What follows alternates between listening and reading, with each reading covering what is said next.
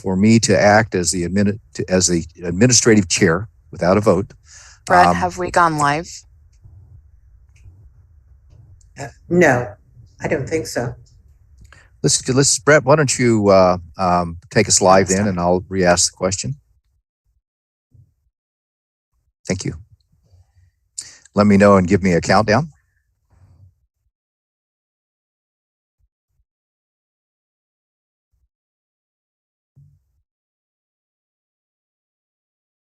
We're live, Mr. Bob. All right, thank you. Hello, members. Good morning.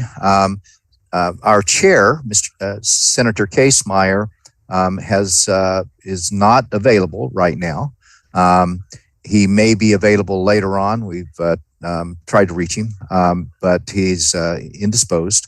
We will like to continue the meeting. I can act as the administrator and chair the meeting, but without a vote, if you all would like to do that. Otherwise, the other option is to cancel this meeting, and then we can try to reschedule. We only have one action item, which is the annual report on this. The rest is informational.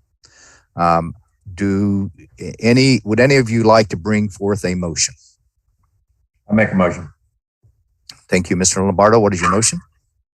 I move to continue the meeting with you acting as the administrative chair. All right. Thank you, Mr. Lombardo. Is there a second? A second from Ms. Eberhardt. And how do the members wish to vote? We do have a quorum. We'll take roll in a minute. And everybody is raising their hands. All right. Aye. Aye. Very good. Any opposed? All right. Thank you. We'll go ahead and go with the meeting. First order will be to call row. Cassandra? Superintendent Chodering? Present. Secretary Churchill? Present. Ms. Eberhardt? Present. Mr. Gibbons is absent. Ms. Lala? Present. Mr. Lombardo? Present. Secretary McCord? Present. And the chair is absent. You have Thank a you, quorum. Cassandra. We have a quorum. Thank you. Right. Are there any revisions that any of the members would like to make to the agenda? As director, I have no revisions, nor do I know of any from the chair. Seeing none, the agenda will be as we have advertised. We did have a late addition to it, and that is an overview of the statewide facility assessment, which is informational. It is at the end. There were no public comments at this time for this meeting. The first item is the consent agenda, and that is items A through I. A through H are standard administrative items, and item I is informational. It is the Built to Learn project status report. Would anybody like to pull any of these out to discuss individually, or could I get a motion to approve the consent agenda? Your motion to approve. Is there a second? A second. Second from Secretary McCord. Very good. All those in favor? Aye. Aye. Any opposed? Any abstaining from the vote? Passed unanimously. Thank you, members. The next item is the 21st Century School Buildings Program, the annual report. Griselle? Good morning, Commission members. First, I will be providing a brief update on the program's progress, and I will then share the IAC excerpts regarding the district-wide utilization rate and comprehensive maintenance plan review. The motion for approval will follow. In the program progress, previously in 2020, 3 schools were open and occupied between summer and winter months, including 1 renovation project and 2 replacement projects. During 2021, 6 schools were opened during the summer and winter months. This includes 3 renovation projects and 3 replacement projects. Currently, in 2022, 3 schools are under construction, which includes Cross Country, Highlandtown, and Montebello Elementary Middle Schools. And one project under the planning phase, which is Commodore John Rogers under feasibility study. In summary, the 21st Century School Buildings Program is successfully delivering 28 renovation, additions, and replacement projects to house 32 programs. The program achieved substantial completion in 2021. However, due to swing space and programmatic conflicts, the program's final 4 buildings are expected to be completed by 22 and 24. The ISC's responsibility to provide commentary per the MOU in the final report is essential to the overall review of the program's performance and implementation of further strategies that can benefit upcoming portfolio performance achievements as well as affordability. I will now read the ISC excerpts. The district-wide utilization rate, which can be found on page 92 of the meeting agenda.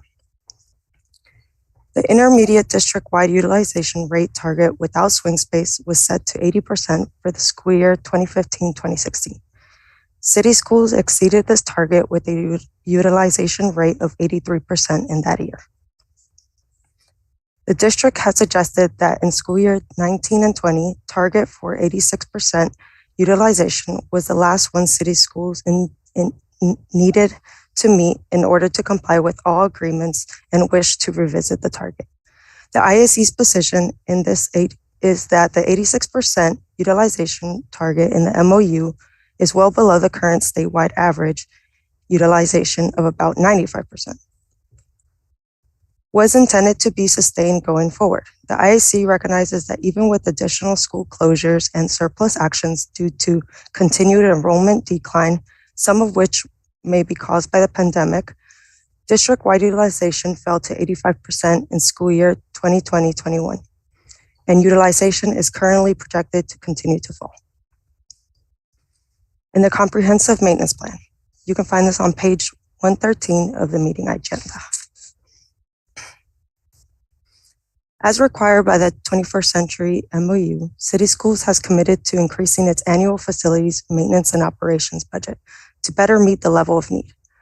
For FY21, City Schools increased its FM&O budget up by approximately $2.3 million to $34.1 million, and for FY22 has budgeted an additional $4.7 million for a new total budget of $38.8 million. In addition, City Schools has continued to expand its implementation of School Dude as its CMMS system, including broadening the scope of maintenance tasks covered by work orders. City Schools has also improved its overall documentation required by the state's maintenance effectiveness assessments. Training staff on MEA procedures has contributed greatly to increasing the overall success of scores for facilities. While these steps are very important and worthy of recognition, additional steps remain to be taken to achieve the goals presented in the CMP and support adequate maintenance of City Schools facilities. The IAC recommends the following actions. 1. Implement broader training of knowledgeable school-level staff to enter work orders into the CMMS. 2. To implement improved quality controls for PM services completed by third parties prior to final payouts to ensure that work completed is acceptable and meets contract requirements. 3. Implement additional quality control strategies such as PM work order closeouts and work order aging reports, as well as ensuring the PM procedures for the turnover of new buildings from MSA 21st Century Schools Building Program to City Schools.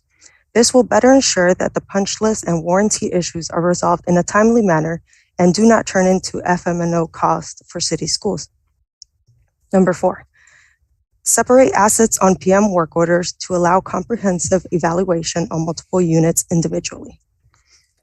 5, track labor hours on PM work orders.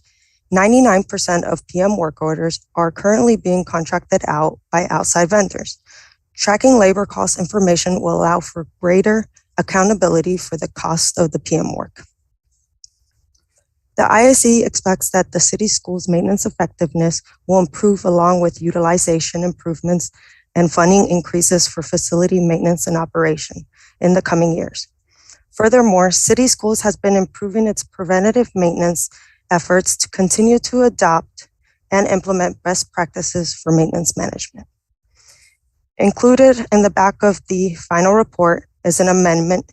In addition, this was a request to report a revision to Exhibit 6, surplus schools, and is attached for further review. Thank you, Chriselle. Thank you, Mr. Chriselle. Mr.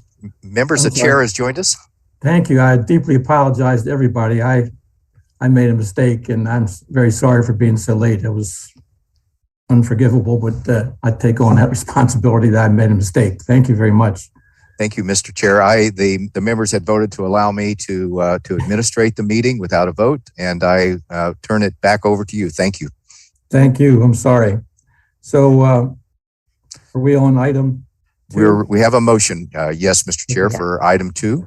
Any more It has not discussion? been read. You want to make the motion, Griselle, so we can think about it? Sir. The motion is to approve the annual report dated January 14, 2022 by the parties in compliance with the Memorandum of Understanding for the construction and revitalization of Baltimore City Public Schools to the Governor, the Board of Public Works, and the fiscal committees of the General Assembly on the progress of replacements, renovations, and maintenance of Baltimore City public school facilities. Thank you.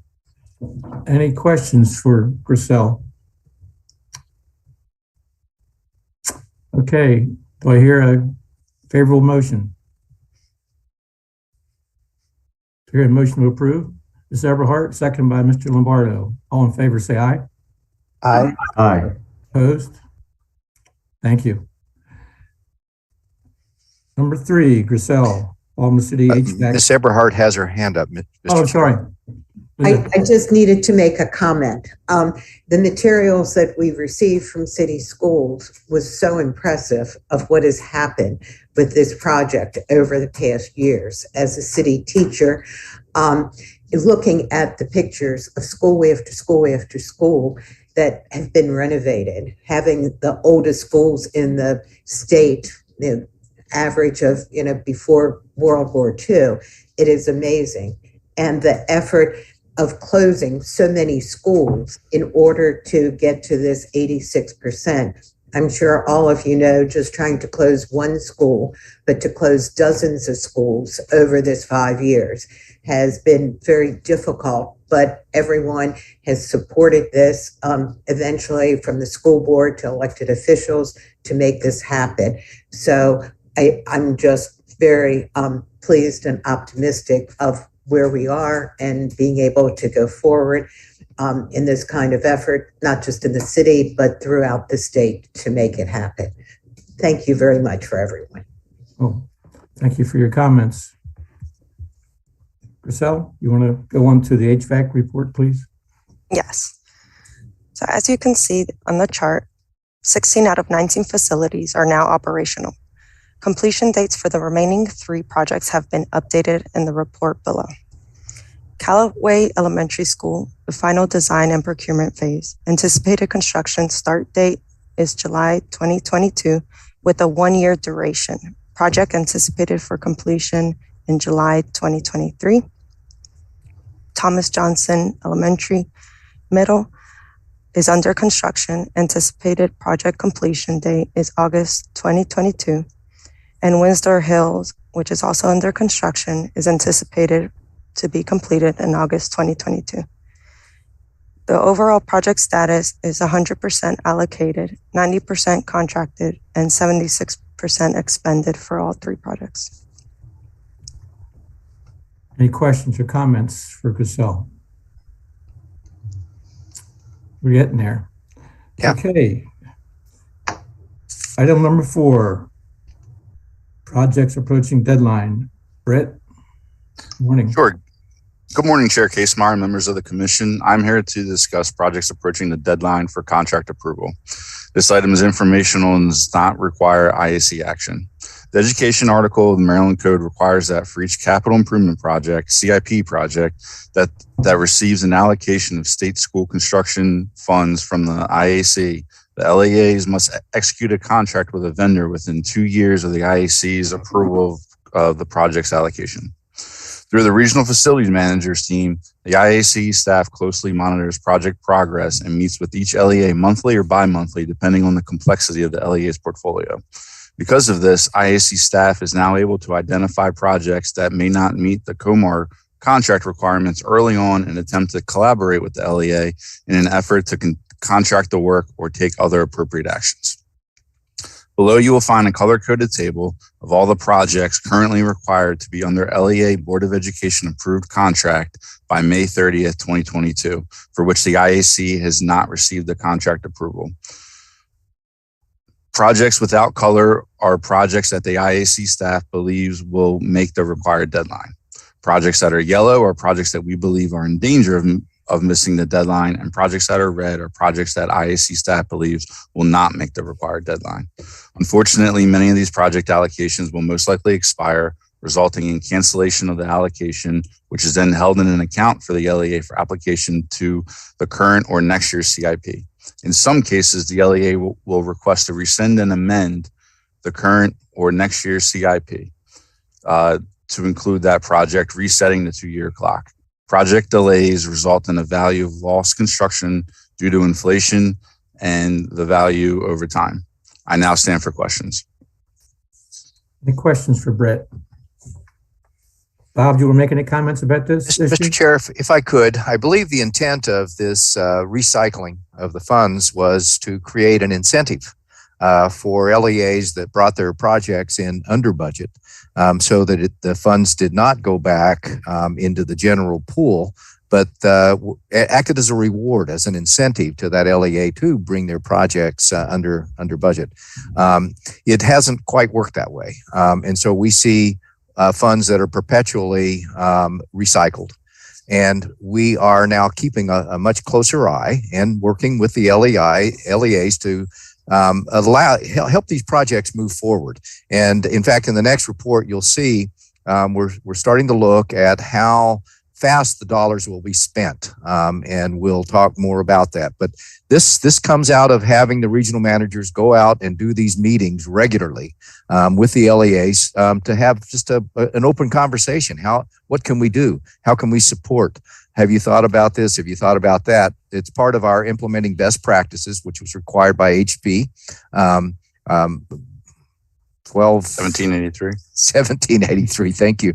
And it's been well received by the LEAs. We've been doing focus groups around the state, asking what's working, what's not working. And that's one that they all like, to have that constant communication. Thank you, Mr. Chair. Thank you. Any other questions about Brett's comments? Okay, next item, cash flow update. Brett? Sure.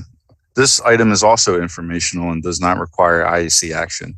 At the last IAC meeting, staff explained that a conservative cash flow analysis showed that due to funding proposed in the governor's fiscal year 23 budget, coupled with large infusions of funding into school construction projects through programs such as Built to Learn, the Healthy School Facilities Fund, and the School Safety Grant Program, anticipated available fiscal year 23 funding exceeds project cash flow needs by approximately $141 million. This amount was presented as $153 million last month. Updated draw schedules were solicited and 8 LEAs provided revised cash flow documents. An updated table on cash flow needs is provided below. I now stand for questions. Brett, do you want to comment on this, what this is saying, this table? Sure. The table is reflecting that due to Built to Learn Act and the way that LEAs now have all these different pockets of funding, they're able to achieve receiving state funding for projects that they previously weren't able to. So I believe all LEAs except 3 or 4 actually received their full funding request this year in fiscal year 23 from either Built to Learn Act, Healthy Schools, School Safety, or the CIP EGRC funding. So the LEAs are very appreciative, and mainly due to a lot of systemic projects that have always been kind of like a lower priority, and there just hasn't been enough money to get to them. And this year, A lot of LEAs are getting funded for systemic projects that they previously weren't anticipating prior to the October submission date. So, yeah. Good news. Mr. Chair, Yes, sir. but we do want to point out that the last column, fiscal year 23 allocation projected to be unspent in fiscal year 23. That's the one that we want to keep our eyes on, because there'll be 141 million that that everybody would like to be spent improving conditions for all of the students and teachers, but that we can't get to it because when the money comes without the ability to really line up the projects with good planning and have it ready to go for construction, this is what happens. We're reducing that number. We would like to see that eventually they'll never get to zero because there are unanticipated things that happen. But we'd like to reduce that number so that as the dollars become available, they get allocated and to a project and into contract immediately. That helps everybody, including all of the businesses that do construction. Ms. Eberhardt. Is there anything that we, the IAC, should do to help this process go faster? Great question. Yes, we're going to have a presentation a little later on the statewide facility assessment, which allows clear targets of what projects are coming years in advance. Brett has been meeting in these regional meetings prior to this being available to talk about all of their projects. What do they think is coming up? But it really begins at the local level. That's where it has to start. What projects are important, setting the prioritization of those projects so that there is agreement with the counties, with the school boards, with everybody, and those projects march forward so that design and programming, the ed specs, for instance, have good stakeholder participation long before it comes to the IAC or the state for consideration of funding. That way the project can turn over quickly, architect can be hired and get to construction. So it's really a pipeline. And that's why we keep using that word pipeline. It describes how that it's a linear process that you really can't break. You have to do all the pieces, because when you start to lay them on top of each other, it slows down. Secretary Churchill might have something to throw in on that, because he's in that same business with all of the work that DGS does. That's correct, and it's always good to be in conversation about this, because so we're not siloed in any way. So we look forward to working with the IAC on plans forward. Ms. Eberhardt, do you have another question? So just like Build to Learn, as soon as something needs our approval, it comes to us. Compared to the CIP in the past, it was only a couple times during the year, but now any project will come forward. Very good point. Yes, that's year round, so that the funding can roll out to construction as soon as it's ready. That money, as it came, still is being held up. We weren't able to allocate it all as quickly as we'd like. It's speeding up because now that it's been on the table, everybody knows what's coming. The prioritization is beginning to become solidified in the LEA, so that we can march these projects forward as quickly as we can. So are all the LEA's designs, when they get ready to submit them, have gotten local support and approval, or does some not have approval from the locals before they come to us? In most of the cases, there is, and before the state participated in design, there was agreement locally because they had to pay for that design without any state help. There are some cases where there was an agreement and the money was not allocated for design. So some of the LEAs have even waited until there were construction dollars that were allocated before they began the design process. So that's an example of projects that get delayed for a year or 18 months. But it's improving. And taking a step back even before the design, that's the early programming and planning process where the ed specs are developed. And that's where the teachers can get involved. And let me just say, the ed specs are the instructions from the educator to the designer. That should be done with a scope, a budget, preliminary budget and expected delivery so that it's all lined out. Everybody's on the same page, from the county to the school board to the teachers to the community, before the design ever begins. And that has kind of been, I don't know, a step that's skipped, because as the money becomes available, everybody's trying to go as fast as they can to deliver those projects. But now we're re-implementing that, and that will smooth and speed the delivery of projects going forward. Okay. Another item to note, that's second to last column, that 86 million. So 86 million of the 141 we're anticipating being spent the first 6 months of fiscal year 24. Yeah. And that's due to mainly that the fiscal year cutoff is in the summertime, which bridges the systemic projects. A lot of the major systemic projects are done during the summer when kids aren't there. So it's more of the fiscal year kind of muddies the water a little bit with that. And that's why we showed that that second to last column for the 86 million to try to paint a clearer picture, if you will. Temper it down a little. Thank you. Okay, before we move on, any other questions for Brett? Legislative update. Heidi? Good morning. For the record, morning. Heidi Jutterar, Assistant Attorney General for the Commission. We've got about 1 month left in the 2022 regular legislative session, and things are moving along. I think the bill that most closely or most directly impacts the IAC is House Bill 1290, which is the bill that implements the recommendations of the legislative work group on the assessment and funding of school facilities. Within that bill, there are a couple of areas that are addressed, and I'll go through those. And we'll also talk a little bit about some areas where you might, the commission might want to think about changes. The first area that the bill addresses is the statewide facility assessment.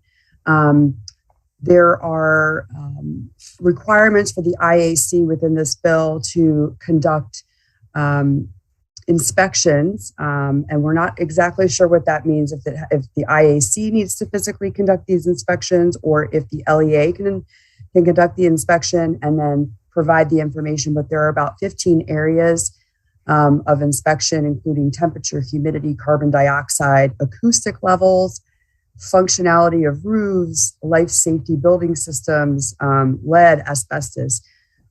Lead and asbestos especially are typically things that the locals would be required to test for and also provide information to the state. So we would like to take a look at that and see if there is language that perhaps clarifies whether the locals can provide that data as opposed to the IAC inspectors providing that data. If the IAC inspectors have to physically inspect for those items in each school, it's my understanding that that would dramatically probably slow down the inspection process, given the current number of inspectors that the IAC has.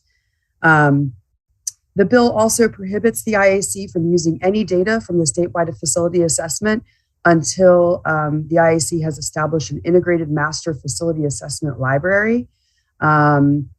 And then once the library is established, the bill requires the IAC to adopt regulations regarding the use of the assessment data from the facility assessment in funding decisions, beginning no sooner than FY27. So the effect of that is that the work that has been done thus far to collect data for the statewide facility assessment may not be used for funding decisions until FY27.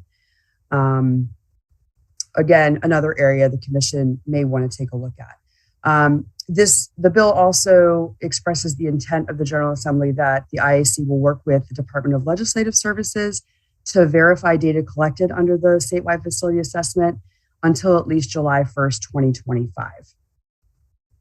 Okay, and the next section of the bill deals with enrollment and square footage.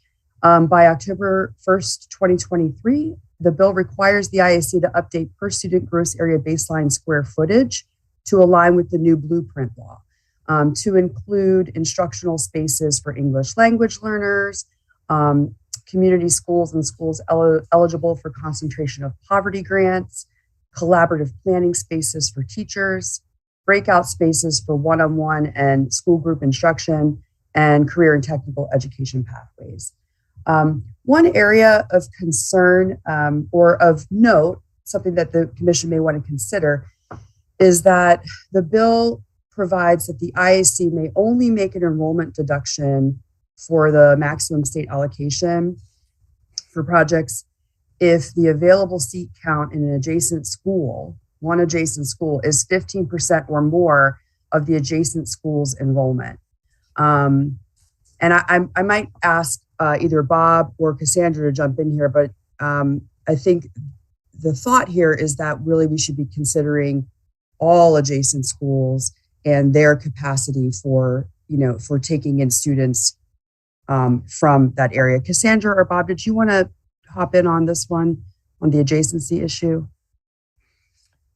Well, the adjacency issue, and when we would like to offer some amendments to this bill, if it pleases the commission, and we can go through what our suggestions are if you would like. But we believe that 15% probably might more appropriately apply to the subject school. That if any more than 15% or less than 15% rather of the enrollment that we are considering for adjacencies is from surrounding schools, then we just leave it be. We don't worry about that. If it's above 15%, like say we can see that there is 30-40% of the new school that is have available seats with adjacent schools, that's something that we should consider to look at and try to understand. Again, the total cost of the portfolio is what we're trying to keep our eye on, so that we can not allow our facilities to get into a worse condition and lower the total age of the portfolio. So we think it's very important, and we have been looking at adjacent schools very methodically, and we believe fairly. We haven't had any LEAs come to the commission with complaints, and of course we've made it very clear that everybody can if there is any strife.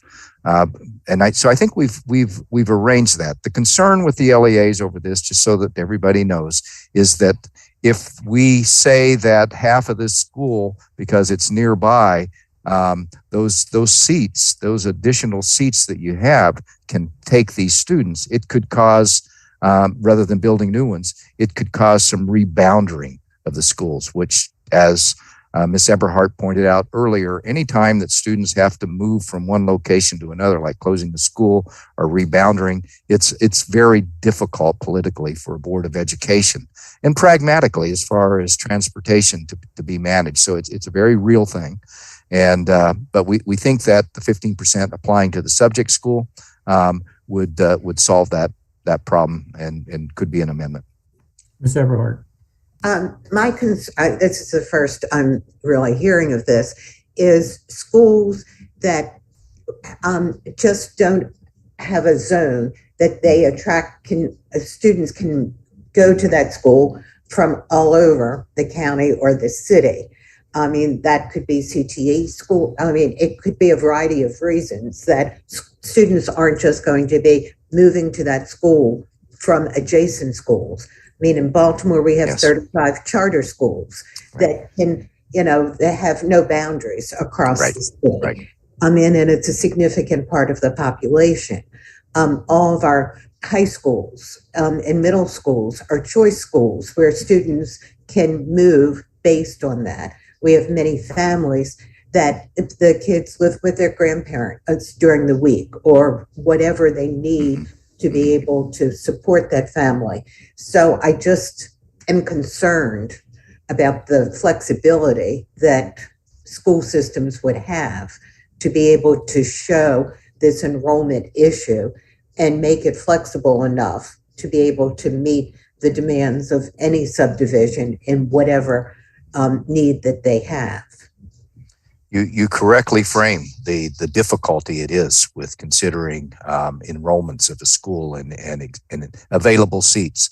I believe that we have very carefully for instance, you brought up a magnet type school that is attracting or choice school. We do look at those and consider if it's a magnet school and the enrollment, the seats are full. Well, certainly the new school can't consider that because the seats are full. But if the new school, some of the seats that are required for the new school could be considered in the adjacent school, even if it's a magnet school, we would like for that to be part of the discussion as we work it out. And if I don't know if Jamie can join us, we could get into more depth here, or we could have a separate meeting and talk just about adjacencies, because it's an important thing. We work with Department of Planning, and it's very difficult. Secretary McCord has his hand up. Go ahead, Secretary. Yeah, I just wanted to point out that the issue is it's way more complicated not knowing the actual attendance boundaries of the schools, because the elementary and middle schools are all kind of, oriented to a feeder type of system, that going to this elementary school, you can expect to go, these elementary schools will then go to this middle school, and these middle schools will eventually go to this high school. So just because the school is closer and has some empty seats, put a student there that's not intended to go to the next middle school, or the middle school not intended to go to the next high school. That's on top of the issue that Commissioner Eberhardt brought up about, the concept of magnet schools. So there's already we have an absence of information on the attendance areas, which is been one of my things. And we are in post-census, post-COVID situation, and we should be dealing with the best information that we have. And if we could somehow require attendance areas to provide it to us, there's other sweeteners in this bill. You get more money if you do this, this, and this. The two things on my wish list might be attendance areas, and they not necessarily have to be done in this bill, but attendance areas, and then just a school census. A school census taken at multiple times of the year might also inform what's actually happening in a particular area. We see a subdivision going in, and we can project how many students might come out of that subdivision in growing areas. That's we're not too bad at doing that, but figuring out how that fits into a particular school system in a county, we're not particularly good at if we're blinded to what are the attendance areas that have already been set up. So there's my 2 cents for this is a thorny issue. Yeah. And attendance areas don't exist. First, in Baltimore City, we have elementary, middle schools together, except for 3 standalone middle schools. So that is based wherever they start or whatever. But then from that middle school to high school, there are not attendance areas because it's a choice system based on the kind of program that they want to go to. So if you want to impose something in the state legislation that requires attendance areas, I just don't see how that would work when we're trying to meet the needs of the students of with the type of program that they want to go to across the city. And we use mass transit as our bus transportation.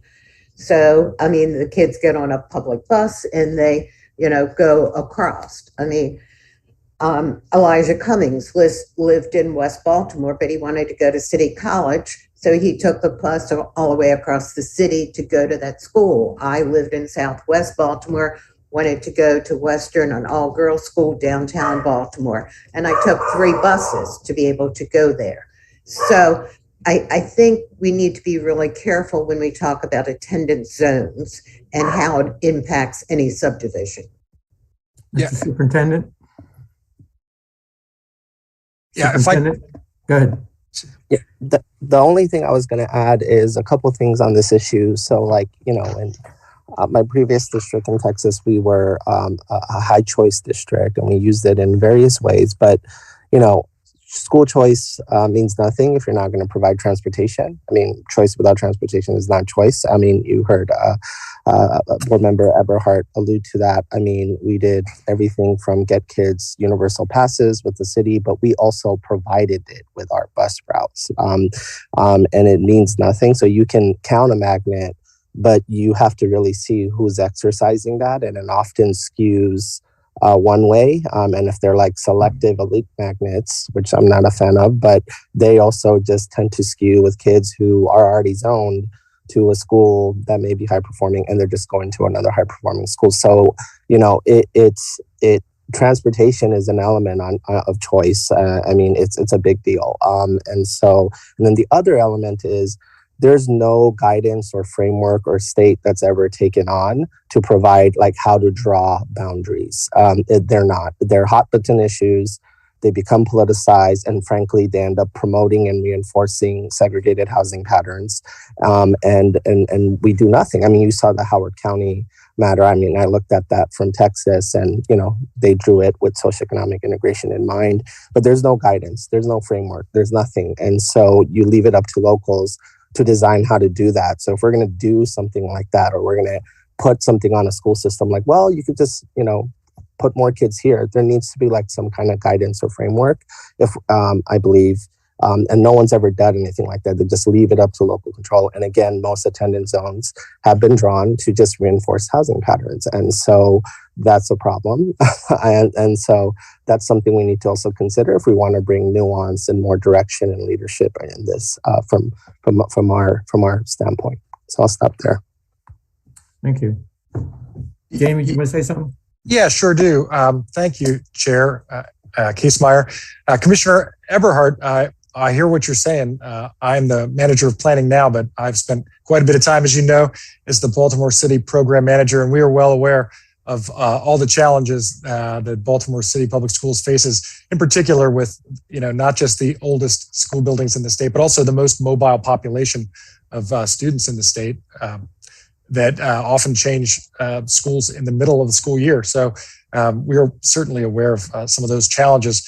You know, I will not get on my soapbox. I will not start telling you the things that my partner hears every day. But, you know, the first thing we have to do when we plan is we have to know where we want to go. And we already know that. You know, we want safe, healthy, educationally sufficient seats for every kid in every school.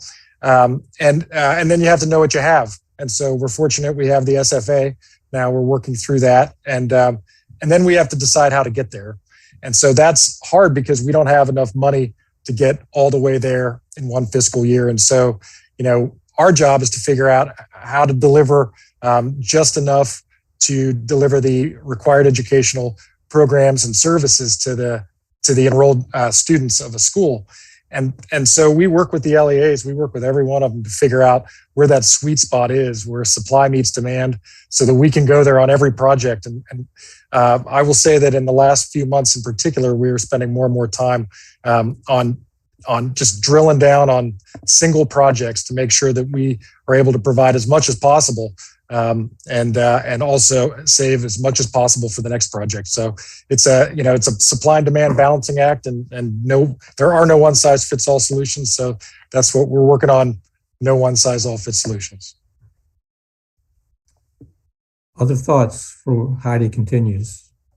Mr. Chair, just one more thing for Secretary McCord. We have, and to acknowledge that he's putting a person on staff for GIS. It's something that we've been talking about for years, but this will allow us the real-time information that we don't have now, so that we can watch migration, and particularly in an area like Baltimore City that has choice, so that we can look from point to point, where is that migration? So, because you may not be able to tell exactly where there is desire for the school to be, where it's going to be best used, but you have more information to begin to understand why one area is better than another. And it may be a problem that you need to solve with facilities, or it may be an administrative problem. Facilities, as you know, when we build them, they're going to be there for 50 years. And so they are, and maybe longer if we take good care of them, they are something that we got to make the right decision so that we build it right in the right location. And that's what all this stuff is. But the GIS system, to map that out and understand migration, just like CDC does whenever they look at how a disease outbreaks, we really want to try to understand that on on a real-time level to watch these movements. And I think we're getting there. We should be there within the next year. I'll just Secretary. thank you. I'm not trying to mandate attendance areas at all, and I understand that even with the magnet schools we have in the county I live in, that's children are going where they need to go for the programming that they need. I understand that. We're just trying to figure out how to get a handle on. We've got a post-COVID situation with attendance has been down, the private school enrollment's up, and homeschooling's up, and we've got people that aren't having as many babies. So we've got to figure out what's coming next. And we're trying to get a handle on it here at the Department of Planning. And, if there's information out there that we're not aware of, that's what I was looking for, the information that may exist that we're not aware of. I'm not trying to mandate anything, just trying to figure out how the systems are working in each of these counties. From my standpoint, we do have lots of great cooperation with IAC. We're trying to do the best we can to project out where the seats will be needed and where those we want to have the seats there. And I'm not trying to mandate anything. I'm just trying to get an idea of the information that might be already available to us. Right. And I'm just trying to make sure that the IAC has the flexibility of what they need to be able to make adjustments. So when I heard, that you're going to just require in legislation that's going to be very difficult to change in the future, that it must be the one adjacent school, that might just not work. So if the IAC is going to be taking a position to go to the legislature for certain amendments, I just want us to have the flexibility for the IAC to be able to use what your department is doing with the GIS and the flexibility to look at it and not just lock us into something that might be very restrictive, that we're not going to be able to have that flexibility for Bob and the IAC staff to say, this is in this subdivision or this is what we need to do. So that was my point, and sorry to make it so long, but just have something to go into legislation that we're going to say, why are we doing this? Bob, do you want to make any? No, I don't. I totally agree with Ms. Eberhardt. Though we have been flexible, and we intend to sustain that. The bill actually pushes us the other way, not to be more rigid, but to not have really the oversight that would conserve the available resources that we have. So we were trying to find a sweet spot. Frankly, I'd be happy just to leave it as it is. Yeah. We'll talk about that in a minute. Thank you. Heidi's finished. Heidi, you have any more to talk about? Just a little bit more. Just moving through the rest of the bill. The next section is on the state and local cost share. There are some changes made here. The IAC is required to update the state and local cost share every 2 years. In this bill, that update, the bill would require that the IAC limit any percentage point decrease in the state share for any county to 5%. For the FY 25-26 update, it requires the IAC to align with changes made in the blueprint implementation bill. And then there are some targeted increases to the state share, mainly dealing with schools that have higher poverty levels, that are doing a good job with their maintenance and cost of ownership, and then buildings that are built as net zero buildings. In this area, there's one section that we would probably want to take a look at, or at least focus on, and that is for schools that achieve specified ratings on their most recent maintenance assessment. It's basically a maintenance incentive.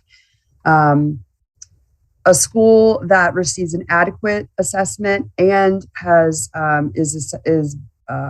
reached 100% of its expected useful life would get a 5% increase. And it's my understanding that that would capture a lot of schools. So I think that we may want to look at some higher percentage in order to not maybe capture so many schools, perhaps 120% of the expected useful life, plus an adequate rating. So those are the changes to the state and local cost share. The local share of construction cost revolving loan fund was renamed to be the school construction revolving loan fund. And here, there is some mandated funding by the governor in the next 4 fiscal years. The bill would require the IAC to give priority for loans out of this fund to counties that have not forward funded and that have limited debt capacity.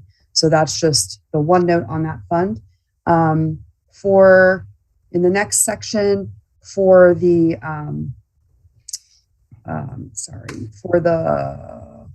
public school facilities priority fund, the mandated fund, there was mandated funding for that fund for FY 25 and 26. That's been repealed and really just transferred to the Healthy Schools Facility Fund. Essentially, in the bill, they're saying that they're going to hold off on the priority fund, and that in the bill, prior to the Public School Facilities Priority Fund being funded in FY 27, the intent of the General Assembly has been expressed that there be a new work group to look at prioritization of public facilities. So that is HB 1290, and we talked about really 3 areas: the adjacency, the use of the word inspection, and whether or not that means that an LEA could inspect and provide data as opposed to the IAC staff having to actually physically lay eyes on some of those issues, and then that maintenance incentive. Those are the three main areas that we discussed as areas that may be areas where you'd want to talk about a potential amendment. Were there any questions on 1290? Any additional questions? This is the bill that came out of the assessment work group work. This It is. late It's Delegate summer, fall. McIntosh's bill. Yeah. Yeah. So that's what it's all about. Okay. It was heard on March 1st and is still in appropriations at this time. Okay, so I'll just go ahead and move on real quickly and go over a few bills that are currently moving. House Bill 19, the Safe Walk to School Act. The bill crossed over from the House over into the Senate Education, Health, and Environmental Affairs Committee. The bill would mandate local boards seeking state funds for school construction to submit a pedestrian safety act to the IAC. This does constitute a local mandate. There is, in current law, there's no current requirement for this. This bill has been introduced in the last 2 sessions, and it has failed to pass. For Senate Bill 40, this is an eligibility bill for systemic renovation projects. The bill requires the IAC to make systemic renovations eligible under the Built to Learn Act, regardless of the cost of the project. Currently, not in law, but in policy, the IAC and the Maryland Stadium Authority determined that the Built to Learn minimum project cost should be $4 million. So many of these systemic renovation projects would be under $4 million, and this is just requiring the IAC and Maryland Stadium Authority to make these projects that are under $4 million eligible. This bill crossed over from the Senate into the House on February 7th, and it has a cross-file, House Bill 68, and they're both in appropriations right now. Is that Senator Hedelman's bill? It is Senator Hedelman's bill, yes. Okay. Senator Hedelman, nope, I'm sorry, it is not. It is Senator Gazone. Okay. And Delegate Hester. Okay, go ahead. Yeah, okay, sorry. There's another one. With the Senator Hedelman's bill is actually, this is Senate Bill 588. It is the High Performance in Green Buildings bill. The Senate hearing was held on February 15th, and it is still in committee. The bill changes the definition of major renovation to include the replacement of electrical, plumbing, or HVAC systems in a school building, thereby triggering a requirement that the school facility be brought up to meet current high-performance green building standards, LEED Silver, which would require in most cases a full renovation of the facility. Currently, a replacement of one of these 3 listed building systems would not trigger that requirement. So that's Senator Hedelman's bill. There's also Delegate Furman's bill, House Bill 365, the Green School Construction Act of 2022. This was heard in committee on February 8th, This makes a fossil fuel-based energy system ineligible for state funding when it is part of a new school construction or renovation. So under current law, a fossil fuel-based system would not be ineligible. House Bill 611 and its cross-file Senate Bill 259. This is a prevailing wage bill. This is Delegate Feldman and Senator Valderrama. Do I have that backwards? I think I do. Yeah. The Economic Matters hearing was held on February 15th. This makes mechanical system service contracts exceeding $2,500. That's a federal law, including HVAC, refrigeration, plumbing, electrical, and elevators subject to state prevailing wage law. Currently, ongoing service contracts are not covered by prevailing wage. There's noted in the fiscal note for these bills there's some logistical issues related to how the Department of Labor collects data. So this could be, I think those logistical issues probably need to be hammered out. And finally, the last bill is Senate Bill 528, Senator Pinsky's Climate Solutions Now Act of 2022. The committee hearing was held on February 15th. This establishes the Net Zero School Grant Fund administered by the Maryland Energy Administration and requires at least one school constructed in each county from July 1st, 2023 to July 1st, 2033 to meet net zero energy requirements. Also, the Maryland Green Building Council is required to ensure public school buildings that are required to meet high performance building requirements do so. Currently, in current law, there's no net zero requirements for public school buildings. So that will be an additional local mandate. That is all I have for the legislative update, and I stand for questions. Senator Pinsky's bill that you just talked about is one of the most significant pieces of legislation this year. I think it is. It's definitely it's a comprehensive bill. Yeah. Any questions to Heidi about the bill she talked about? Ms. Eberhardt. Just the last bill. This is for new school buildings to meet the net energy requirement or any kind of renovation. So the bill requires that at least one school constructed in every county between 2023 and 2033 meet the net zero energy requirements. There's also a grant fund that I believe, and I'll have to get back to you on this, that's established that I think can be used. This isn't a prescriptive. I think it's more of a voluntary use to bring some of the existing schools up to, I don't know if it would be net zero, but would be up to a higher standard. Thank you. Chair, if I could comment. Mr. Lombardo, do you have a question? Yes, Mr. Chair, with regard to the prevailing wage bill, is there a cost estimate attached to that? Let me check really quick. That is House Bill 611. Look in the fiscal note.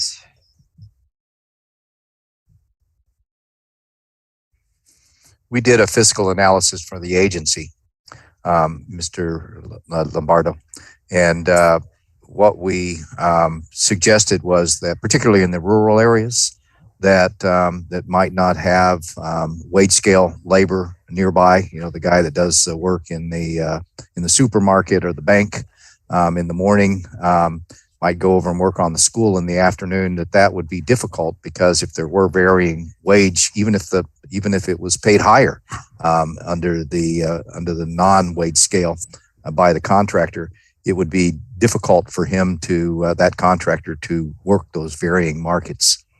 It wouldn't be very efficient, and they might start avoiding doing school repair work, which is what this bill is targeted for. So Mr. Lombardo, sorry. Go ahead, Heidi. Does it have a number? So it's what the fiscal note provide. They do provide a number, but it's at least $571,000 in fiscal year 2023. That's the state effect, but they make very clear that both the state and local effect are very hard to quantify, and they believe that the local expenditures may increase significantly for ongoing maintenance of public works owned by local governments. Typically, when the word significantly is used in a fiscal note, it means a lot. So I think it's hard to quantify, but I think that there is an expectation that state expenditures may also increase significantly for ongoing maintenance of state buildings and other public works. And certainly, I'm sure Secretary Churchill would have information about that. But that's the expectation, is that both state and local expenditures would increase. And what is the benefit of the legislation? Who benefits from the legislation? I don't understand the point. Why would we want to spend more money when we don't have to? We'd probably have to ask. That's not provided in the fiscal note. We probably have to ask the sponsor. Right. We don't have the motivation to answer. Mm-hmm. With regard, there's one other bill that you mentioned. It had to do with facilities that have fossil fuel based systems, and I wasn't quite sure what type of systems it was referring to, and what the penalty was. Mr. Chair, if I could, they would not be able to receive any state funding unless if they put a system, and this can be a replacement of a boiler, or it can be an entire school, that if that system used anything but electricity, the state would not be able to participate in it. We did a fiscal note on that one as well, and pointed out that if we did that, we're actually, and it's trying to reduce CO2, but a lot of our fuel is generated by fossil fuels. So it would actually increase the CO2 in the short run until we are able to increase the renewable energy generation locally. And we pointed out in our fiscal note that only the rural areas had enough site that they could expand their solar nearby in order to avoid that increase in additional cost for the electricity, but also the increase in generated CO2 by the power plant that is burning the fossil fuels at a remote location, where the efficiency is decreased, and then also in the transmission of the power. But these are all details that just didn't get into, I think, the analysis. But I will point out that we have an old, I'll just plug it again. We have a very old infrastructure, and we've got to start replacing schools one by one. The statewide facility assessment would allow that to occur one by one, going through the list. And every time that you have a facility that you're not just replacing the boiler and that, which is expensive, and you're replacing the entire school, to do net zero, to do electricity, those things are easy. They are almost no cost to get to that. So but it's a long game, and it requires probably a 20, 30 year horizon. Mr. Lombardo, you have any other questions? About that? Thank you. Okay. I might add about Senator Alex, are you there? Senator Hettleman bill. I am. Good morning. Okay. Which is the one that if you change the heating and electrical system, it would require a total renovation. Is that accurate? Yes, SB 588. Yeah, we can't hear you very well. Turn the volume up. Yeah. Does that work? Yeah. Yes, thank you. So Senate Bill 588, yes, would change the definition of major renovation to include replacements of any one of three major building systems. And that's just a very large change. And the major concern is that there are many schools across the state that might need the replacement of one of those systems, but not a full renovation at this time, that the other systems in the facility and the facility overall might still have many years worth of useful life left in it. And this legislation, as it currently stands, would put LEAs in a difficult position of having to either come up with up to perhaps 10 times as much funding to afford the full renovation when that system is hits the end of its lifespan, or defer doing something about the problematic building system because it just doesn't have the funds to do a full renovation. And that's a very tough tension, could have very disruptive effects on the LEA's entire pipeline of projects and planning process, as well as put facilities at a much higher risk of system failure that could cause a closure and drastically affect teaching and learning when, let's say, an HVAC system goes out and the rest of the building is really still quite serviceable, but now you have to close the school. So, this is just a complex web of interrelated items, and this bill seems to be a very focused item in one area and is not necessarily taking into account all the other factors here. I think the reason we bring this up is, we can't tell how serious these potential proposed pieces of legislation are being taken, but we wanted to have add our input. This particular bill, Alex was there to supply information, but it's, things are difficult in Annapolis with the pandemic and mask, and the witness testimony process is a little confusing. So we weren't able to provide that information, those comments Alex just made. So, but we're concerned about that piece of legislation if it were to pass. But we're still trying to get our input into the presiding officers, but we weren't able to supply the information testimony that day, although we tried. Ms. Eberhardt. Just a clarification, is this for any time that you're replacing the systems, or is it when you're doing a major renovation of the entire building? As written, it would be any time, which of course is just a very large, opens up a huge, set of possibilities that may not have been intended, but that's the effect of the current language. But if it were major renovation, then that would be the appropriate time to really upgrade the systems. Is that correct? Right.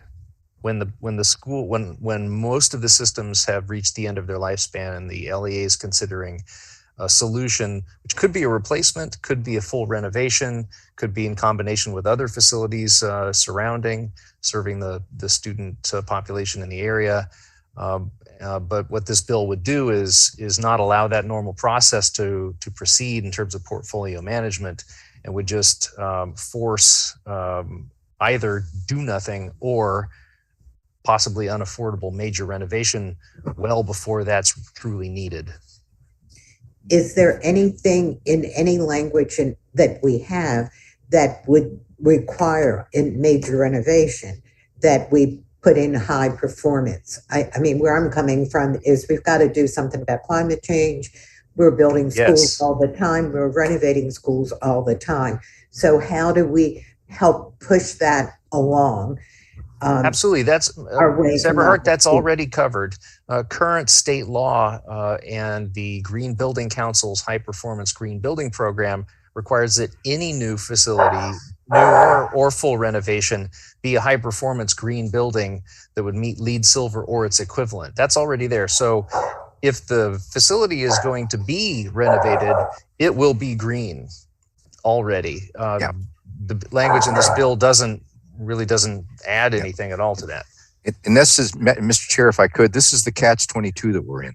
We have a very old inventory statewide. And so our conditions, you'll see here later, are about 47% FCI. We're in the point where we are increasing our systemic repairs, which cause us to decrease the major renovations and replacements of schools. This is where we've got to change the metrics on this, so that every project that we do, we are decreasing the average age and decreasing the FCI of the portfolio, one project at a time. And then we make them net zero and green and everything else. It's easy when you have a major renovation, but we can't afford those because we are just putting Band-Aids on.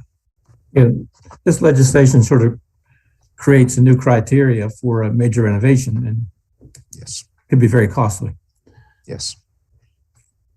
And throws away it throws away what's not broken yet, rather than, I mean, normal maintenance capital, you just like on your car, you don't throw your car away whenever it needs new tires. You put the tires on maybe 2 or 3 times during the expected life. And that's what maintenance capital is supposed to do. We don't want to throw away the car too early. So, any more questions about legislation proposed? Bob, how long do you think your presentation will take about the assessment information? Mr. Chair, I'm going to 20 guess now. it will take about 20, 30 minutes to go through those slides with your questions. Yeah. Alex? Yeah, we can keep the presentation pretty quick, but obviously want to make sure Yeah. that we answer any questions you have. I mean, are members here able to stay on for 30 minutes, or do you have schedule problems? Because I think it's very important that we all take in what Bob's going to present. Is everybody okay to stay on? And he knows. Okay. So let me just say this statewide assessment concept system that Bob and his staff have created is hard to explain to somebody quickly. And we were part of this assessment committee that Chair McIntosh chaired this summer and fall. And there was so much information that came in, in a short period of time that the DLS and our staff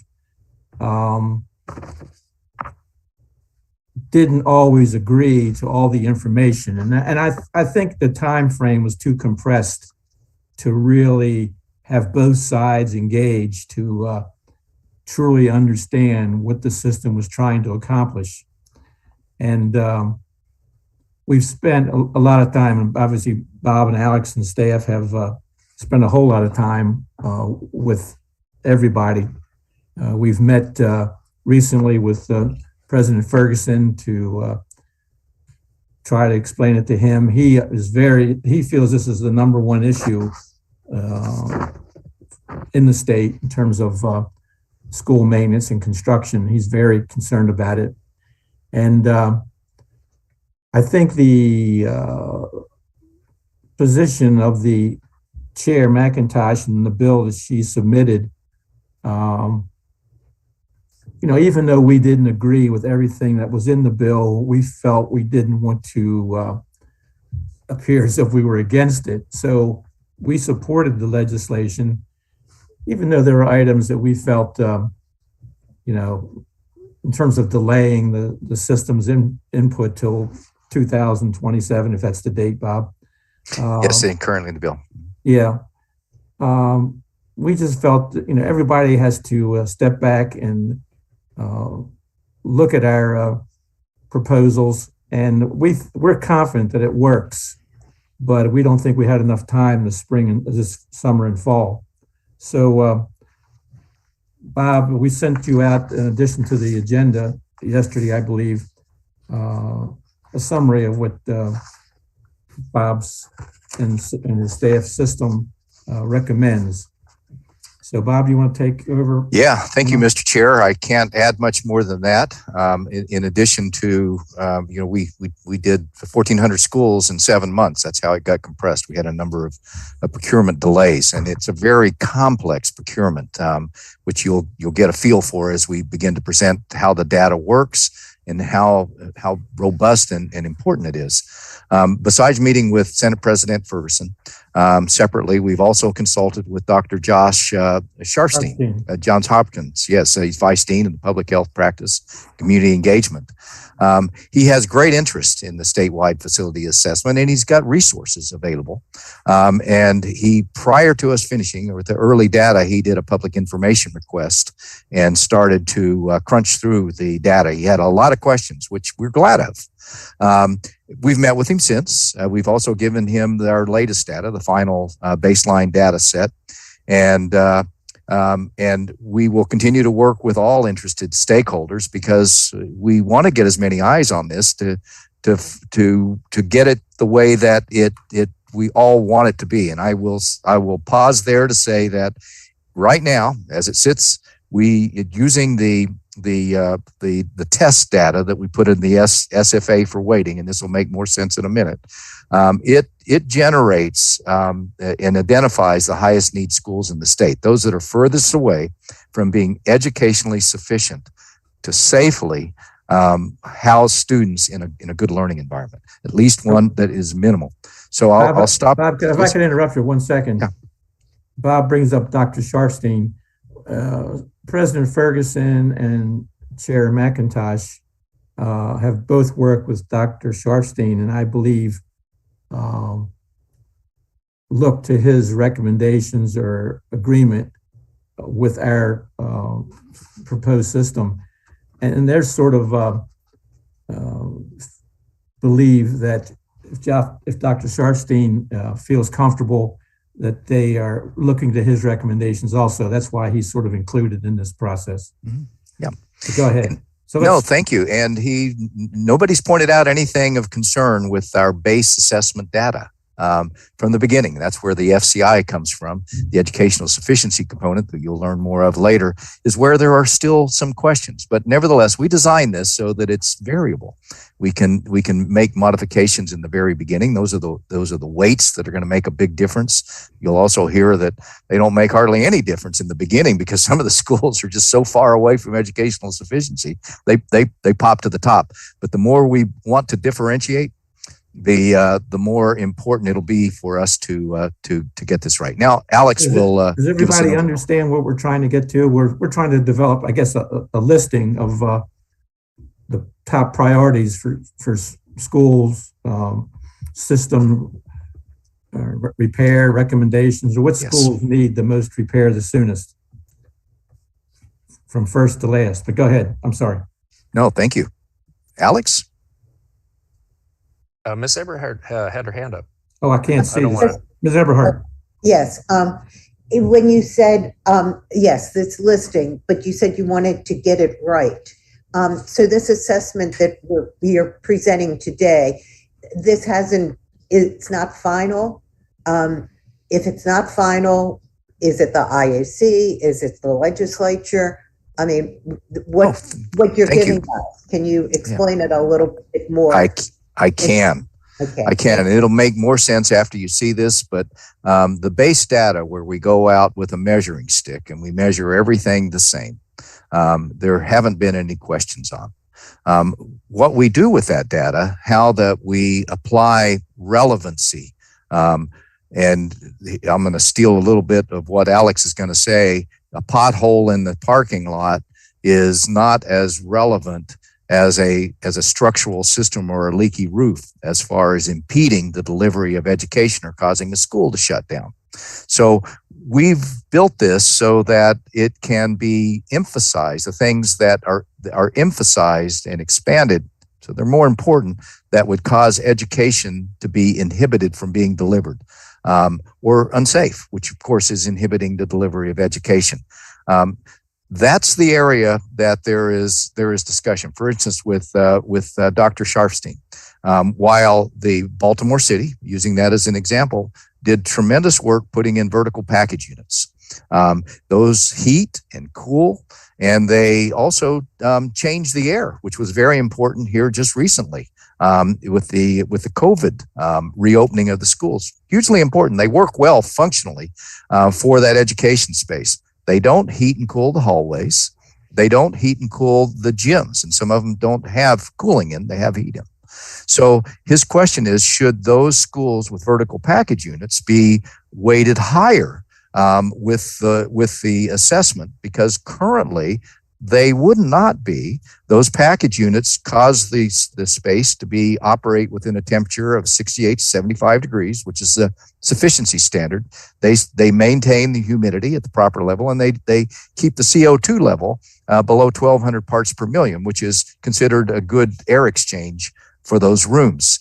And that's where the education takes place, is in the classroom, not in the corridor. We also looked at gyms, because we have a number of gyms without air conditioning in the state. And our reasoning is that if the gym is not air conditioning, that might be something that we might want to add in the future to the assessment. But right now, those could be scheduled not to be used on days where the weather did not accommodate their use.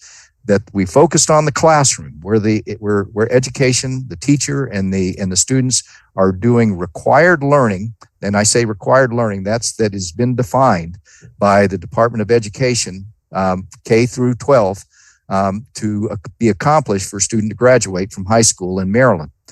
So that's how the education sufficiency standards frame those attributes and school room sizes and all of that.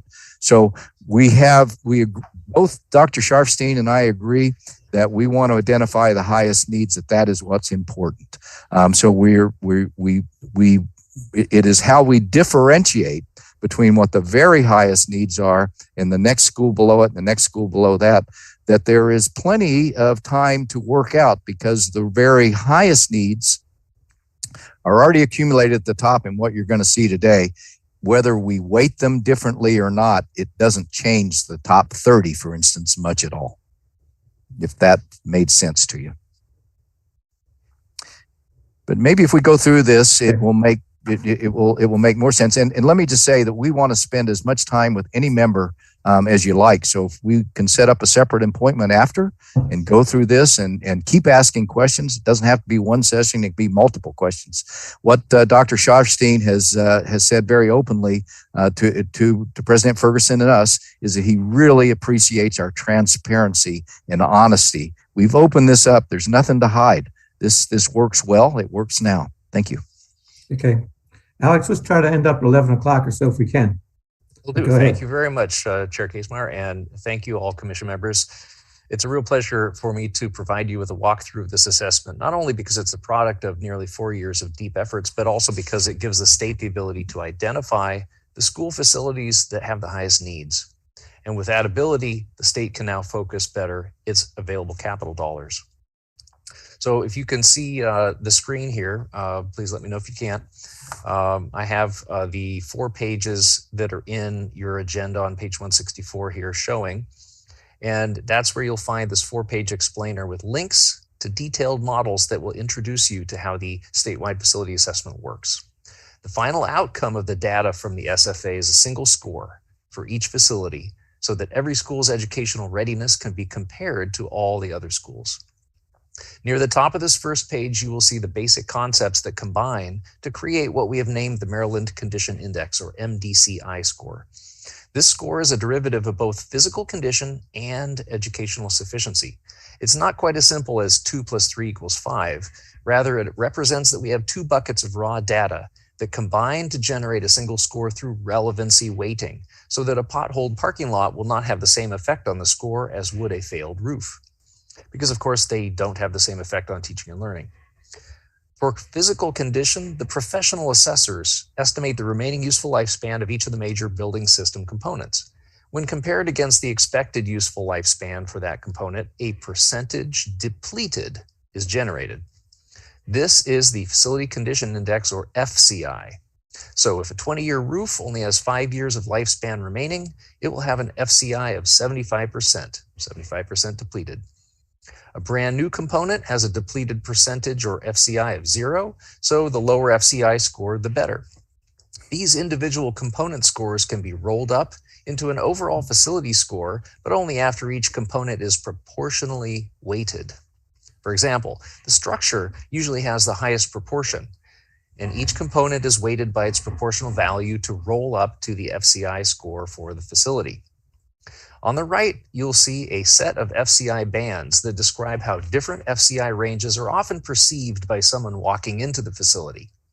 The statewide average FCI is 47%, which is almost half depleted and closely aligns with the state's average age of square footage, which is 30 years, or about half of an expected 60-year useful lifespan for a school facility. The second page describes the second bucket of data, which is on educational sufficiency. In a nutshell, the assessors measure and assess the spaces in each facility against the Educational Facilities Sufficiency Standards that the IAC adopted in 2018. These standards specify the bare minimum space sizes and attributes required in a school to deliver the state-required educational programs and services to a specific projected number of students 5 years in the future, and using traditional delivery methods. Any shortcomings found are logged and converted into deficiencies. The link in the yellow box at the top right takes you to the standards on the IAC's website. But we cannot simply add all the condition and educational sufficiency deficiencies directly together because different deficiencies impact teaching and learning to different degrees. Please turn to the third page, 166 of the agenda. Previously, I used a simple roof versus parking lot example to introduce the need for deficiency differentiation. Here are 3 more examples to illustrate in more detail how the MDCI score calculations must, in order to score accurately the highest need schools, differentiate a deficiency's impact on the learning environment. Take the roof on a hypothetical school number 1, which has 10 years of useful lifespan remaining out of an expected lifespan of 20 years, and it's intact, has no visible problems. By the math, it's 50% depleted, but it's not leaking. It's serving its intended purpose just fine. It's not posing any near-term likelihood of failure, and it's having 0 negative impacts on teaching and learning. We would not want that FCI of 50% for the roof to heavily skew that facility's MDCI score upwards. Contrast that with the roof on hypothetical school number 2, which also appears to have about 10 years of lifespan left overall, but has some relatively recent leaks that are allowing water to penetrate the interior and damage other components and systems within the building. This roof is having a negative impact on the facility and represents a need that should be addressed, and so the facility's overall score should reflect this need. Finally, consider the roof on hypothetical school number 3, which also appears to have the same 10 years of useful lifespan remaining out of an expected lifespan of 20, but it has a couple of areas that have been leaking badly for long enough that mold has grown inside the facility, posing a health risk to occupants and causing some rooms to be taken out of service. This roof should have an even greater negative impact on the facility's MDCI score than either of the other 2 roofs. And the way we differentiate between these 3 roofs is using the MDCI categories you see listed here in the table on this slide. This is why we take each deficiency of condition and each deficiency for educational sufficiency and place them into one of the 8 categories in the table. And each category is assigned a weight by which the deficiency values are multiplied to better reflect their impact on teaching and learning. The categories are listed here from most impactful at the top, items posing an immediate threat to life safety or health, to the least impactful, which are items that are within the expected lifespan and are functioning normally. As you can see by comparing the pie chart on the right to the pie chart in the center, the weights make a big difference in how deficiencies count toward a facility's MDCI score. Like many parts of the SFA, these category weights are constructed to be adjustable so that they can be best aligned to fit Maryland's needs. The work group was originally tasked with selecting a set of weights last year, but wasn't able to complete this work because of the compressed schedule of the assessment. In the absence of a determination on weights, we're using as a default here the set of reference weights from the RFP. These weights were borrowed from another state where they were found to be effective over years of testing, and so they're an excellent starting point for discussion. But it's quite possible that somewhat different weights might fit Maryland better. So staff have developed a demonstration spreadsheet that's linked here in this PDF, top right corner. Once downloaded, anyone can adjust the weights and see what the effect would be on the MDCI score for an actual school using real data, specifically the Stadium School in Baltimore City.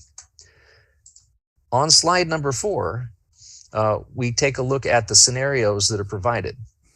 Now, the thing we've been reaching for in all this, which is translating MDCI scores for each facility into a ranked list that as objectively as possible identifies the highest needs and allows for prioritization of those schools for funding as intended with the priority fund that the General Assembly established in 2018, but is not yet funded.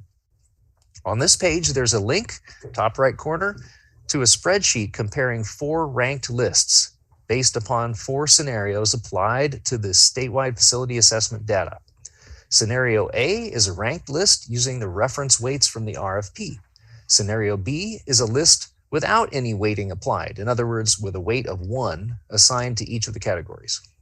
Scenario C is the same as B, but with a special feature that turns relocatable and modular classrooms into space deficiencies when their remaining useful lifespan hits 0.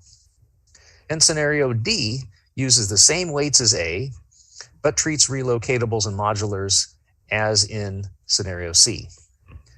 The spreadsheet shows how each school's rank shifts from scenario A to the other scenarios. At the bottom of this page on this slide, you can see what the top 5 rows in the spreadsheet look like and how the different scenarios don't change the top ranked highest need schools very much at all. The key takeaway here is that the statewide facility assessment data set now makes it possible to do apples to apples comparisons of building components, building systems, and entire facilities statewide, as well as for generating ranked lists with the highest need schools at the top. I want to emphasize that the SFA is a problem identification tool, not a solution determination tool.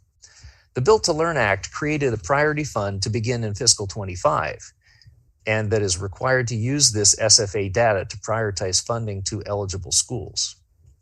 Even if the priority fund could be allocated today, the SFA data would not automatically throw money at schools. What it does is simply point out which schools should be evaluated first, and evaluated within the total context of each LEA's portfolio.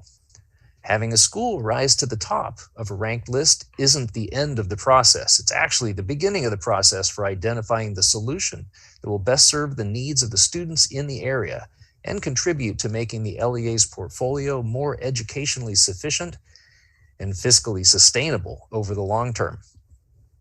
I know this has been a very long and detailed presentation. I appreciate very much the attention that you've just given to this complex but essential tool. The bottom line is that the data set from the baseline phase of the assessment is complete and ready for use. All that's missing is a set of weights for the MDCI categories. Now we're about to embark upon the first annual refresh cycle in which we will reassess 25% of the schools in the state through site visits and mathematically age the remaining schools by 1 year so that next year the data for each of the nearly 1,400 schools is as reflective of reality annually as can reasonably be achieved. This has been a very brief overview of some very complex information, and I want to reiterate Bob's earlier offer that we would be happy to sit down with any member or other stakeholders to review this in more detail on the data, how it works, and what it means. Thank you, Alex. Really good. Appreciate it. Any questions for Alex? Bob, you want to add some thoughts? No, I have nothing to offer. I really appreciate your time as you consider this, and we just wanted to get you guys up to date. This, as I said earlier, this will allow us to really understand from a state perspective which investments that we can we make first that will do the most good for the highest need kids. I can, as Alex alluded to, the solution can come in all different ways. If there is a school district that has 2 poor schools and they decide they want to build a new one, if they have a poor school and a half-empty school and they feel like they would like to replace into one school or renew the one that is only half full, all of those solutions can come about. This is only identifying those students and those teachers in the highest need schools. Did you want to just, Secretary Churchill? I just wanted to say to the commission that this is a great day. This type of information, making data-driven decisions, or at least having data at hand to make an informed decision and enter into a conversation about decisions that need to be made is long overdue. So I'm really looking forward to this vehicle, this tool, to be fully utilized. So thank you for the presentation. And I think more in-depth conversation or a briefing by Bob and the team certainly because there are some complexities here. But thank you for the presentation. Thank you. Ms. Eberhardt. Yes, this is a great beginning. The first question that I had are, you mentioned other states. Are other states using a similar kind of concept to identify such schools? They are starting into it. I'm from New Mexico. You may know that, and that's my weakness, is not knowing all the systems here, and that's part of the delay in the procurement, for instance. But New Mexico very successfully is the only state that actually had a lawsuit that was quieted because the needs were identified, the needs were taken care of in a uniform way. The FCI, which is not a good measure for education, you hear people talking about the FCI, our physical condition, and that it's part of the equation, but it is not. It is not, as you know, as a teacher, you can have a really great physical conditions, a brand new school, but if the air conditioning can't hold the temperature, above 68 degrees, and it's the summertime, it's very uncomfortable to be there, and it's hard to learn. And the same goes if it's too hot. So the short answer is New Mexico started, it's one of the poorest states in the country. It started with an FCI of 71% after this program was applied, where it put the dollars into the highest needs, those facilities that had the biggest gap to being educationally sufficient. We reduced the FCI to around 35% and held it there because the dollars were effectively spent on the highest needs. It's a law of averages. You take the biggest needs first and you drop them down. Other states since, and I even talked to other countries since, came to see how in the world did we do it for the price that we did it for. So there's a lot to be learned from that, and other states have. The FCI, as is done here. Why don't you say what the FCI is so we get Facility Condition Index. That's the physical side. One of the first things I did when I came to here, and thank you very much for the opportunity to be here. I can't tell you how happy I am to arrived at this point. As Secretary Churchill said, where now I can look and see what I thought I could see, but with the data. Alex said that we can see that we've been measuring the average age, square foot of the age of the schools for years, but what does that actually tell you? You can't get to which is the highest need educational school from that. But when we ran the results on the FCI, we said, boy, this is hitting right in the same place. This verifies that the average age and how we're measuring FCI is being correct. What we couldn't do when I looked at the FCI, because this is not the first one done, they've been done in every county in the state, they were not comparable. And they weren't comparable because it was done by project cost and trying to determine at the very get-go what it's going to cost to fix things. And you simply can't with that kind of an assessment. Every solution needs to be unique. So the way that we've done this FCI is also being adopted by many other states because they recognize that it's an easy and accurate way of comparing one HVAC system, one school, one roof against another, and it allows good measuring systems. I'll step away from schools and I just want to say that whenever New Mexico hit this lawsuit and they asked me to help with this many years ago, I looked at roads, and roads figured this out a long time ago. Eisenhower, because the Army really, this is another part of it. I'm sorry to digress. Another part of the New Mexico story, when they went after the Army to Pancho Villa, down in Columbus, New Mexico, and we drove down, kind of maybe what's happening with Russia and Ukraine right now. They were after him with the Army had the planes and the trucks. About 30 miles in, they started dying because they did not have standards to look at things. So when the interstate system was built, the way that federal dollars go to the roads is off of common measures that are used on every section of the road in every state. And the dollars go to the highest needs first. And that works. And so in building a model for the schools, that's what this emulates. What's the top 20? Did you have this figured out? What was the top school? We have the top 30, and surprisingly, the top school is a little Amish school up in Garrett County. and they have the square foot per student is way below our sufficiency standards. Now there's an example. They may be totally fine with that, and we don't want to override any local desire of what they feel is appropriate. But that is why that one popped up. It is about half of its life as far as the FCI goes. But that is not a good indicator of the educational space. But because we apply the educational sufficiency standards that we've used for every school in the state, it is the highest in the state.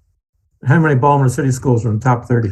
Well, when we look at the Baltimore City schools, what we see is a little over a third of them are Baltimore City. A little over a third of them are Prince George's, which probably doesn't surprise anybody. But what we also found is in the top 30 schools, they represent 39% of all the counties. They are sprinkled throughout the state, the highest need schools. It could be because of neighborhood. It could be a lot of reasons. I don't want to try to second guess. Okay. Any other questions before we conclude? Secretary McCord. Just simply to applaud the work and congratulate you on a lot of good work here. Data-driven decisions are important, and to say that to the rest of the commissioners, if you go ahead and click that tab there it says in the presentation, when you get to the bottom of your packet, it'll take you right to the spreadsheet that gives you the detail on the sample school, that stadium school, and you can see the level of detail that's there and all the other tabs that are in that spreadsheet. You can see how this is data driven, and I encourage you to do that. And I just want to say congratulations and thanks. I applaud the effort. Thank you. Thank you. We're still trying to persuade people that we have a good idea. I know. Do I hear a motion that we adjourn? Secretary Churchill, Mr. Lombardo. Once again, I apologize for being late. That was terrible. I'm sorry. So we'll see you next month. Thank you all for your time. Bye-bye. Have a great day. Bye now. Thank you.